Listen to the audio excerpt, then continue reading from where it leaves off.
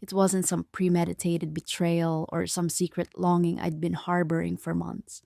It started with a text, a harmless, late night message from a man I used to know before I ever met my husband. A "How have you been?" that turned into "Remember that night in Barcelona?" And from there, into something else entirely. I could lie and say I didn't know what I was doing, but I did. Every step, every reply, every time I turned my phone face down when my husband walked into the room. I knew, but I kept telling myself it didn't mean anything, that I was just reconnecting, that I was lonely, that maybe I deserved to feel something again, something new, something dangerous. The truth is, our marriage had been slowly wilting for a long time. Not dead, just drained. He worked long hours. I filled my time with errands and yoga and dinner parties I didn't care about. We talked, but not deeply. We touched, but not with intention. We were functioning, like roommates who occasionally played the role of husband and wife. So when the affair started, it felt like waking up. Suddenly, I was interesting again, wanted, alive. It wasn't love, at least not in the way people write about in novels, but it made me feel something. And at the time, that was enough. The first time I met up with him, it was in a hotel 3 cities over. I told my husband I was going to visit my sister. He kissed me goodbye, told me to have fun, and went back to reading the news on his phone. I waited for some kind of hesitation in his eyes, a flicker of suspicion. Nothing. That night, I stepped into a different version of myself, one who wore lingerie instead of cotton, one who laughed too loud and said yes too easily. I wasn't proud of it, but I didn't stop either. I went back home the next day like nothing happened, made dinner, asked about his meeting.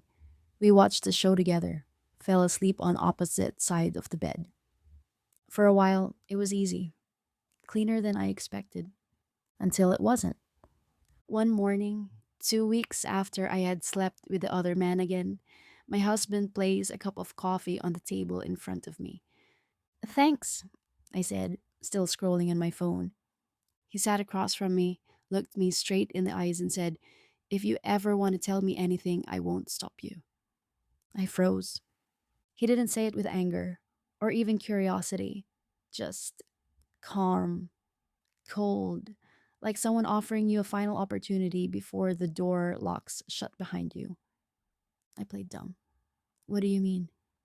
He just sipped his own coffee and said, "Nothing, just letting you know." I should have confessed then. Should have taken that opening and spilled everything. But I didn't. I smiled, changed the subject, and told myself I was being paranoid. But from that moment on, I started noticing things. His phone, which used to be glued to his hand, was suddenly always face down. He started coming home earlier, but didn't say why. He started going to the gym again. He changed his passwords. And worst of all, he started being kind. Too kind. Bringing me flowers, asking me questions, making me feel watched. Not with suspicion, with patience, like he was waiting for something. It should have terrified me, but I was too deep in denial to let it. So I kept cheating. Twice more. Same man, same hotel. Each time I came back home and my husband kissed me goodnight with that same patient smile, like he knew, and that smile would haunt me more than any argument ever could. The third time I came home from seeing him, something was different. There was no kiss, no smile, just him sitting in the kitchen, a plate of untouched dinner in front of him, staring at his phone. "Hey," I said, setting down my bag. He looked up, calm, too calm. "How was your sister?" There it was. I blinked, heart racing. "She's good. It was fine." He nodded, not breaking eye contact. "That's strange." My pulse hammered. "What is?" He turned the screen of his phone toward me. There, in full color, was a photo of me. Not with my sister. not anywhere near family. But standing outside the hotel, my hair messy, lipstick faded, and the man I'd been seeing just a few steps behind me, looking like he was trying not to be seen. I couldn't speak. He placed the phone on the table and leaned back. I've known since the first time, he said. I swallowed. Then why? Why didn't you say anything? He shrugged. Because I wanted to be sure, and because I needed to see what kind of woman you really were. That hurt more than I expected. I wanted him to scream, to throw something, to care. Instead, he stood up, picked up the plate of untouched food, placed it in the sink. I'm not mad, he said over his shoulder. I just finally see you clearly. I followed him. Wait, that's it? You're just walking away? He turned. I'm not walking away. Pause. I'm staying, for now. I'm just done pretending. I stared. Oh, what does that mean? He smiled. A new kind of smile. One I hadn't seen before. It wasn't kind. It wasn't cruel. It was freedom. It means I'm going to be the perfect husband, he said. Dinners, vacations, smiles in public. You'll get everything you say you wanted. He stepped closer. And every time you look at me, you'll wonder what I know and what I've done. Goosebumps rose on my skin. Are you trying to punish me? No, he said gently. I'm just letting you live in the house you burned. From that day on, our marriage changed. On the surface, nothing seemed wrong. In fact, things looked better. He brought me coffee again, sent flowers to my office, held my hand at dinner parties. But underneath it all, I could feel the ice. He never asked where I was going, but he always seemed to know. He didn't touch me for weeks, but complimented my outfits. He started going out more, never said with whom. He locked his phone, changed his routines. It drove me mad. One night I asked, Are you seeing someone else? He looked me dead in the eyes and said, Would it matter? I felt a lump in my throat. Yes. He raised an eyebrow. Why? You set the rules. It hit me like a punch. This wasn't about revenge. It was about control. He had taken back his power, not with anger, but with distance. I had broken something between us, and instead of screaming, he let me live in the silence I created. The worst part? It worked. I started sleeping less, eating less, checking his phone when he left the room, finding nothing. I tried to seduce him. He said he was tired. I planned a weekend trip. He said he had work. I started to unravel, not because he left me, but because he didn't. Because he let me stay and slowly erase me from his life without lifting a finger. I realized then that forgiveness doesn't always look like peace.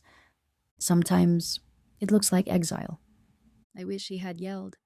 I wish he had thrown a plate, back to back, stormed out, something, because then at least I would have known where the lines were. Instead, he kept smiling, cooking dinner, doing laundry, asking about my day. And every time he did, it chipped away at me like a quiet erosion. I asked once carefully, Do you hate me? He answered without flinching, Number, I'm just done protecting you from yourself. That night I cried in the shower, not because I missed the man I cheated with. I barely thought about him anymore, but because I missed being seen by my husband. He no longer kissed me goodnight. He no longer asked if I was cold or tired. He no longer noticed the little things because he no longer cared to. And the worst part? He was polite about it. He never humiliated me, never raised his voice, never made me feel small. Instead, he made me invisible. At a dinner with friends, I told a story, a funny one, about our first vacation together. Everyone laughed, except him. He just sipped his wine and smiled at nothing. When we got home, I asked, Do you remember that trip? He nodded. Of course. Then why didn't you laugh? His answer was quiet. because I was remembering the version of you that existed back then. I stood there, stunned. It wasn't an insult, it was grief. He wasn't punishing me, he was mourning me. I tried to fix things: therapy, apologies, letters, gifts. He accepted them all, like a gentleman. But nothing changed. He still made me coffee. He still warmed my car in the morning. But he stopped meeting my eyes when he handed me the mug. Eventually, I stopped trying. We became two actors in a perfect performance. To outsiders, we looked healed, strong, survived the storm. But inside, I was a ghost in a house full of reminders. One morning, I found a folder on his desk, labeled Future. Inside were house listings, his solo travel itinerary, a bank account with only his name. No note, no warning, just quiet plans. That evening, I asked, "Are you leaving me?" He looked up from his book. "No." Pause. "You already left me. I'm just catching up." The next day, he left for a solo hiking trip. Said he needed time. I knew what that meant. He wasn't coming back to the marriage, maybe not even to me. And I had no right to beg him to. Because this wasn't about the affair anymore. It was about what I broke that night and how he chose to respond. Not with cruelty, not with revenge, but with silence so loud it became unbearable. And that's when I finally understood. Forgiveness doesn't mean reunion, it means release. And sometimes the most brutal way someone can leave you is by letting you stay and watching yourself disappear.